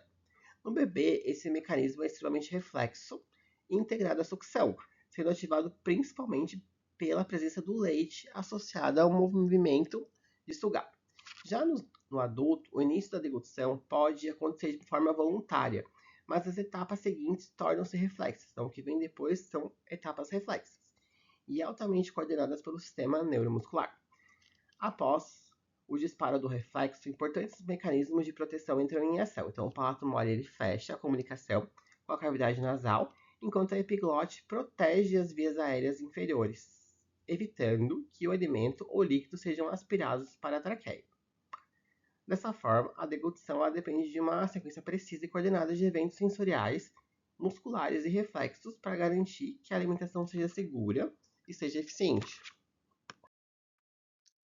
Mostrando então que a deglutição ela é um processo neuromuscular extremamente coordenado, controlado principalmente pelo tronco encefálico. O reflexo ele vai se iniciar quando o alimento chega na região posterior da cavidade oral, estimulando receptores sensoriais localizados na base da língua, orofaringe e região de amígdalas. Essas informações sensitivas elas vão ser conduzidas ao cérebro, principalmente pelo nervo trigêmeo, nervo glossofaríngeo e o nervo vago. Os estímulos chegam até o centro da deglutição, localizada no bulbo, no tronco encefálico, especialmente no núcleo do trato solitário, que vai ser uma região importante para integrar e organizar essa resposta reflexa. Após esse processamento no cérebro, o sistema nervoso vai enviar comandos motores através de diversos nervos cranianos, incluindo o trigêmeo, o facial, o glossofaríngeo, o vago e o hipoglosso, e vão coordenar essa ação muscular necessária para a deglutição. Como resultado, aproximadamente 25 pares de músculos vão ser ativados de maneira muito rápida e sincronizada para permitir o transporte seguro do alimento até o esôfago.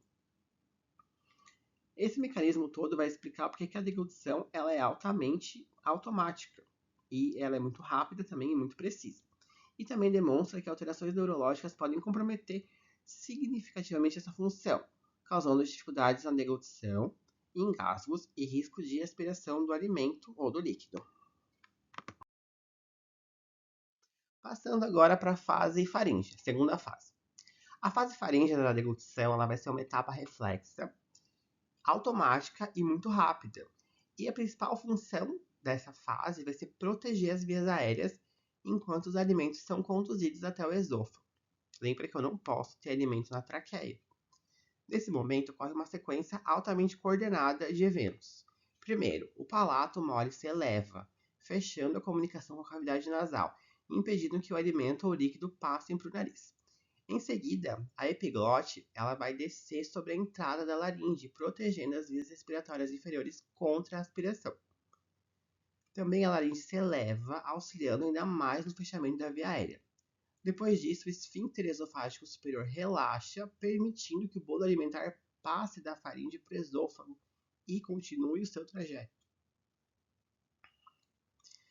Nos bebês, vamos comparar um pouco. Então, no bebê, essa fase tem diferenças anatômicas importantes. Lembra que eu falei que a laringe é mais alta e a epiglote fica muito próxima do palato mole, tornando as vias aéreas e alimentar mais separadas funcionalmente, o que permite que o bebê respire enquanto mama. Essa é uma diferença bem importante. Já no adulto, a laringe está mais baixa, aumentando esse cruzamento, essa interação entre vias respiratórias e digestivas. E esse é o motivo que justifica que é necessário interromper temporariamente a respiração durante a deglutição. Alterações nessa fase podem levar a engasgo, tosse, aspiração de alimentos, e essa é uma etapa muito importante para a proteção pulmonar e para uma alimentação segura.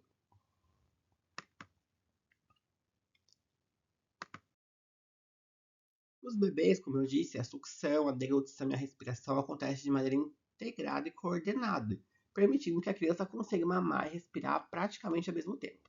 Essa capacidade ela acontece graças às características anatômicas e funcionais próprias da infância, como a posição elevada da laringe e a proximidade entre epiglote e palato mole. Então, as vias aéreas e alimentar permanecem um pouco mais separadas funcionalmente, proporcionando um maior grau de proteção contra a aspiração de leite para os pulmões.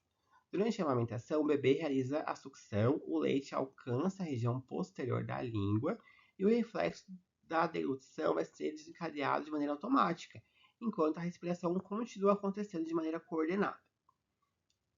Todo esse processo complexo aí, ele vai ser coordenado e sincronizado pelo sistema nervoso central, que integra essas funções de forma automática e reflexa, garantindo um ritmo, garantindo eficiência e garantindo segurança durante a alimentação.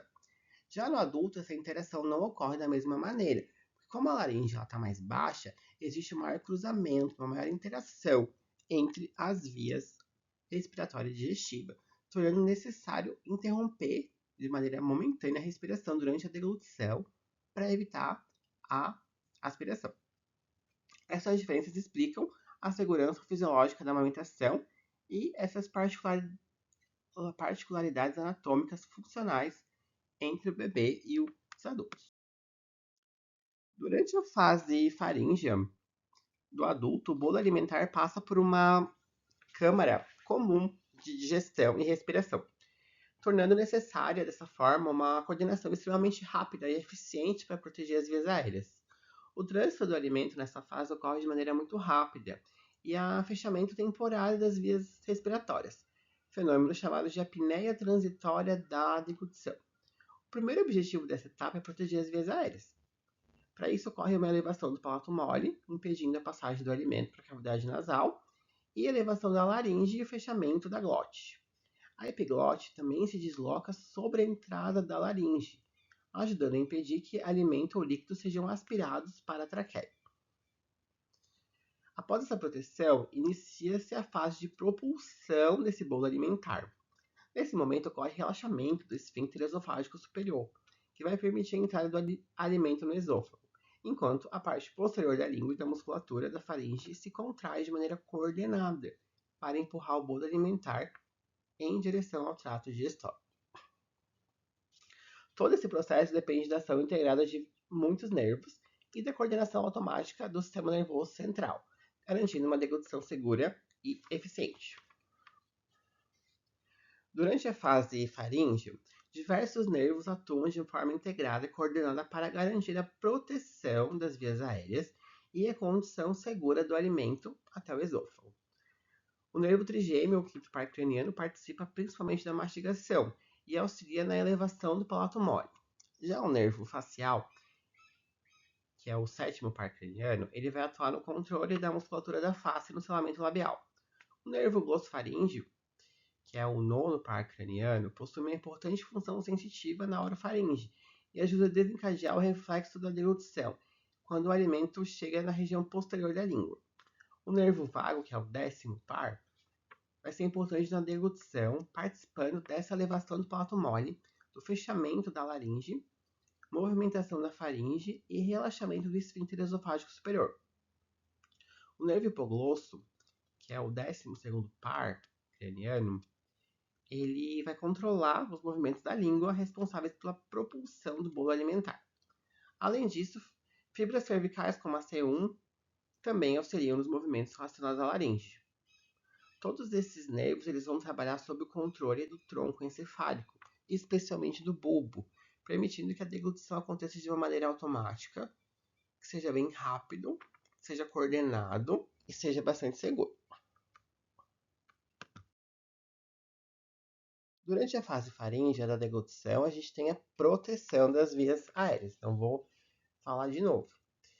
Especialmente o fechamento da nasofaringe, impedindo que o alimento ou líquido retorne para a cavidade nasal. Esse processo ele acontece pela contração dos músculos elevadores do véu palatino e da úvula, promovendo a elevação do palato mole e da úvula e fechando esse orifício posterior das narinas. Ao mesmo tempo, ocorre uma contração do músculo constritor superior da faringe, reduzindo o diâmetro superior da faringe, direcionando o bolo alimentar inferiormente, então para baixo, em direção ao esôfago. Essas contrações aumentam a pressão intrafaríngea, facilitando a propulsão desse alimento e também contribuindo para a obstrução da passagem pelas fossas nasais. Todo esse mecanismo acontece de uma maneira muito rápida e reflexo e uma maneira coordenada, garantindo proteção das vias aéreas e direcionamento seguro do bolo alimentar durante a deglutição. Durante ainda a fase faríngea, no adulto ocorre esse mecanismo de proteção, por meio da inibição temporária da respiração e deslocamento da laringe. Esses fenômenos têm como principal objetivo facilitar a passagem do bolo alimentar para o esôfago e impedir a sua entrada nas vias respiratórias. Nesse processo, a epiglote ela desce e fecha a entrada da laringe, protegendo a traqueia contra a aspiração. Ao mesmo tempo, a laringe é deslocada para cima e para frente, que é um movimento fundamental para aumentar a proteção da via aérea. Essa elevação acontece devido à contração dos músculos elevadores da mandíbula e dos músculos supraioides, que promovem a elevação do ocioide e puxam a laringe anteriormente. Além de proteger as vias aéreas, esse movimento também facilita a abertura do esfíncter esofágico superior, permitindo que o bolo alimentar ele siga adequadamente em direção ao esôfago. Tudo isso vai acontecer de uma maneira muito rápida e vai ser de forma reflexa. O esfíncter esofágico superior ele é uma estrutura muscular localizada na transição entre faringe e esôfago, funcionando como uma espécie de porta que controla a passagem do alimento. Em condições normais, ele permanece fechado e contraído continuamente, mantendo um certo tônus muscular. Esse fechamento é muito importante, porque impede a entrada de ar no esôfago durante a respiração e também evita que conteúdo gástrico ou secreções possam retornar do esôfago para a faringe e a laringe, protegendo as vias aéreas. Durante a fase faríngea da deglutição, quando o bolo alimentar chega à parte posterior da faringe, ocorre uma ativação reflexa coordenada pelo tronco encefálico, especialmente pelo bulbo. Nessa hora, diversos músculos da deglutição vão entrar em ação simultaneamente. A laringe e o ocioide vão ser puxados para cima e para frente pelos músculos supraioides e elevadores da mandíbula, movimento que ajuda mecanicamente a abrir o esfíncter esofágico superior. Ao mesmo tempo, ocorre relaxamento neuromuscular dessa região, diminuindo o tônus do esfíncter e permitindo sua abertura temporária. Essa abertura reduz a pressão na parte inferior da faringe e cria caminhos de menor resistência, facilitando a passagem do bolo alimentar para o esôfago. Paralelamente, os músculos constritores da faringe se contraem, sequencialmente, empurrando o alimento para baixo em direção ao esôfago. Assim que o bolo alimentar atravessa essa região, o esfíncter volta rapidamente ao estado de contração, fechando novamente a comunicação entre faringe e esôfago. Todo esse processo acontece em fração de segundos e depende de uma coordenação muito precisa entre músculos, nervos e centros nervosos, sendo fundamental para evitar engasgos, aspiração e também o refluxo do conteúdo alimentar. Ainda na fase faríngea da deglutição, a faringe ela não é apenas um canal de passagem. Ela atua como uma estrutura muscular ativa, responsável por empurrar o bolo alimentar em direção ao esôfago. Isso vai acontecer por meio de uma onda contrátil coordenada, semelhante a um peristaltismo que ocorre de maneira sequencial de cima para baixo. Inicialmente, ocorre uma contração na região superior da faringe, relacionada principalmente ao músculo palato-faríngeo, iniciando a propulsão do bolo alimentar. Em seguida, a onda continua pela região média com participação do músculo salpingo-faríngeo, mantendo o deslocamento progressivo do alimento. Por fim, essa contração alcança a porção inferior da faringe, associada ao músculo estilo-faríngeo, completando a condução do bolo até o esôfago. Enquanto essa onda muscular acontece, o esfíncter esofágico superior encontra-se relaxado, permitindo a entrada segura do alimento no esôfago. Toda essa sequência tem que acontecer de uma maneira extremamente coordenada pelo sistema nervoso central, porque qualquer falha nessa propulsão pode gerar disfagia, dificuldade de deglutição, sensação de alimento parado, engasgos e até a estase alimentar na faringe. Por isso, a fase faringe é marcada principalmente pela integração entre proteção de vias aéreas e propulsão eficiente do bolo alimentar, formando uma onda contrátil organizada que conduz o alimento até o esôfago. A fase esofágica da deglutição ela começa logo após o alimento atravessar a faringe e entrar no esôfago, iniciando seu transporte até o estômago. Nessa etapa, o principal mecanismo responsável pelo deslocamento do bolo alimentar vai ser o peristaltismo, que consiste em ondas sequenciais de contração muscular esofágica. Essas contrações acontecem de maneira coordenada e automática, empurrando o alimento progressivamente para baixo até alcançar o estômago. A gravidade pode auxiliar esse processo, especialmente quando a pessoa está em posição vertical. Mas ela não é indispensável, porque mesmo o indivíduo estando deitado, o alimento ele continua chegando no estômago. A gente pode comer alguma coisa deitado, graças a essas ondas peristálticas. Isso mostra que a fase esofágica depende principalmente do controle neuromuscular automático do esôfago. Essa etapa completa o processo iniciado anteriormente. Então, na fase oral, a língua impulsiona o alimento. Na fase faríngea, segunda etapa, ocorre uma proteção das vias aéreas e direcionamento do bolo alimentar. Na fase esofágica, tem o transporte definitivo até o estômago. Diferente dessas fases iniciais, não existem muitas diferenças nessa fase entre bebês e adultos, já que ambos utilizam o mesmo mecanismo básico do peristaltismo. Clinicamente, alterações nessa fase podem causar a disfagia, que é a dificuldade de deglutição, o refluxo gastroesofágico, a sensação de alimento parado no peito ou na garganta. Por isso, a principal característica da fase esofágica é ser uma fase automática, involuntária e independente da gravidade, que ela é baseada em ondas peristálticas que conduzem o alimento até o estômago.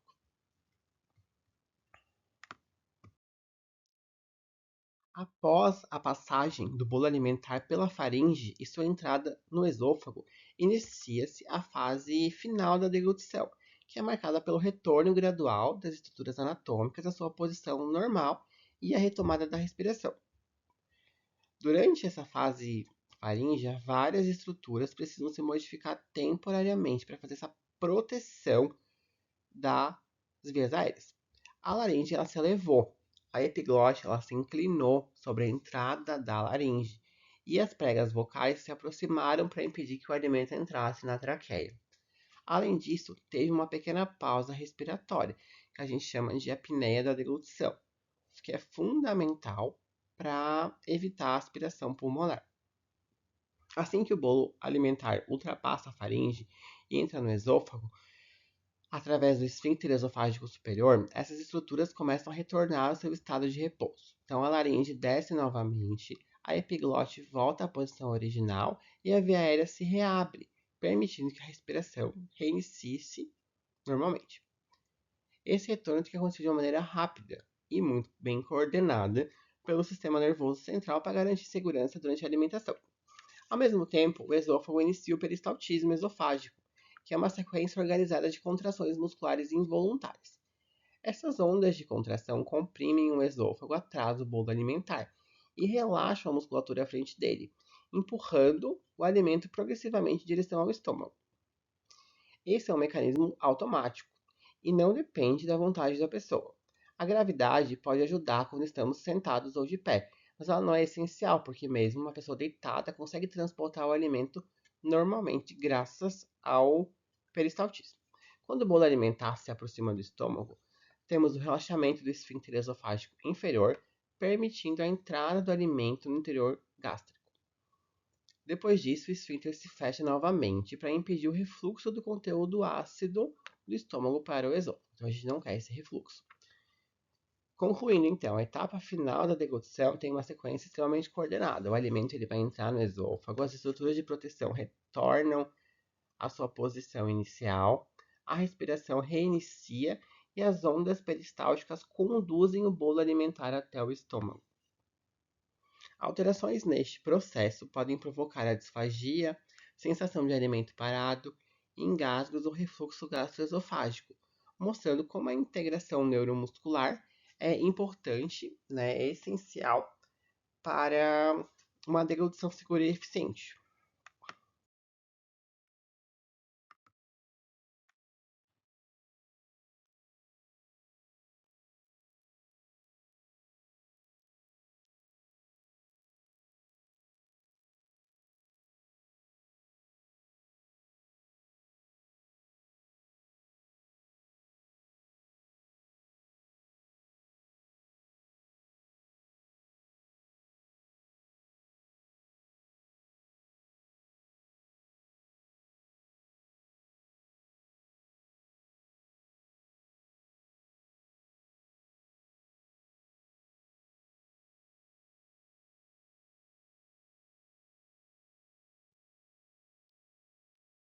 Esse foi um vídeo mostrando as diferentes etapas de uma maneira sequencial.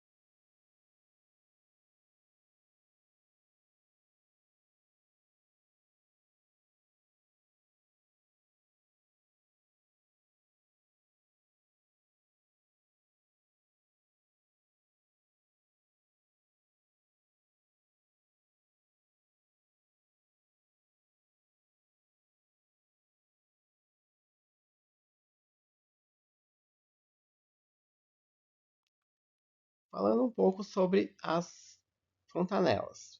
As fontanelas vão ser áreas de tecido mole e flexível do crânio. São chamadas popularmente de moleiras. Elas estão localizadas entre os ossos do crânio no bebê. Elas existem porque, ao nascimento, os ossos cranianos não estão totalmente unidos e nem completamente ossificados. Nessa região, há tecido conjuntivo fibroso conectando os ossos, formando espaços que permitem certa mobilidade craniana. As fontanelas elas ficam justamente nas áreas onde as suturas cranianas vão se encontrar, funcionando como zonas de crescimento e adaptação do crânio infantil.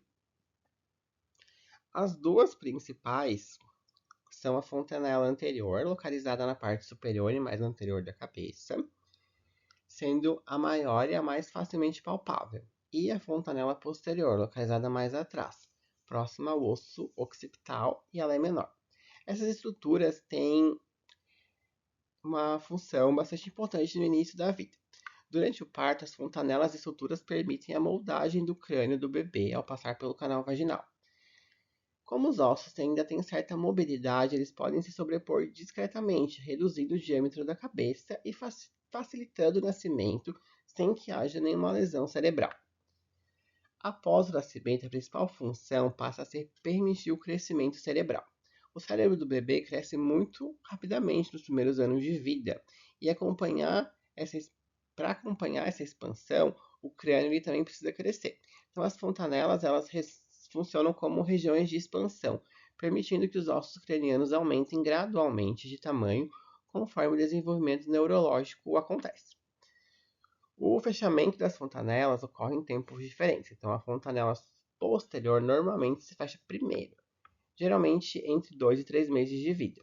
Já a fontanela anterior, ela permanece aberta por mais tempo, fechando, assim, em média, entre 12 e 18 meses, né? Então, entre 1 e 1 ano e meio de vida. Embora possa existir alguma variação, esse fechamento acontece progressivamente por ossificação das suturas e substituição desse tecido conjuntivo por tecido ósseo. Clinicamente, essas fontanelas têm grande importância, porque podem indicar alterações no estado de saúde da criança. Uma fontanela muito abaulada pode sugerir aumento na pressão intracraniana, como meningite, hidrocefalia ou outras condições neurológicas complexas. Já uma fontanela muito deprimida pode indicar uma desidratação importante. Além disso, o fechamento precoce das suturas cranianas, chamado de craniossinostose, pode limitar o crescimento adequado do crânio e do cérebro, causando deformações craniofaciais e até possíveis alterações neurológicas. Por isso, a avaliação da fontanela faz parte de um exame físico pediátrico e também se relaciona diretamente ao crescimento craniofacial. Também ao desenvolvimento funcional e ao espaço necessário para o desenvolvimento das estruturas da face e também da cavidade oral. Como considerações finais, é importante entender que a sucção e a deglutição elas são eventos, são funções fundamentais para a sobrevivência humana. E elas não iniciam ao nascimento, elas se iniciam ainda antes, na vida intrauterina. Mesmo antes do nascimento, o bebê já faz movimentos de sucção e deglutição. E esses movimentos vão ser importantes para o amadurecimento neuromuscular e para a preparação da alimentação pós-parto. Essas funções não servem somente para a alimentação. Então, a sucção e a deglutição têm papel essencial no crescimento e no desenvolvimento adequado de estruturas craniofaciais. A atividade muscular realizada durante a sucção, ela vai estimular o crescimento dos ossos, dos músculos e das articulações da face, contribuindo para o desenvolvimento funcional da cavidade oral. Também para a respiração correta, para a respiração e para a fala. Por isso que se houver alterações nesses processos, ou se tiver instalação de hábitos bucais deletérios, como a sucção digital prolongada, uso excessivo de chupeta ou de mamadeira, esses hábitos eles podem interferir negativamente, né? Podem prejudicar esse crescimento orofacial, favorecendo as maloclusões e também alterações funcionais. Por isso que compreender todas essas fases de deglutição e o desenvolvimento dessas funções é muito importante não só para falar da alimentação infantil, mas também para entender o crescimento craniofacial, para prevenir essas alterações bucais e na promoção de saúde desde os primeiros anos de vida. É bastante conteúdo, tem umas etapas que eu sei que são mais complexas, mas essa aula é bem importante, né, para entender a importância da promoção de saúde nos primeiros anos de vida, certo? Obrigado pela atenção. Se tiverem dúvidas, aí tragam para as aulas presenciais. Muito obrigado.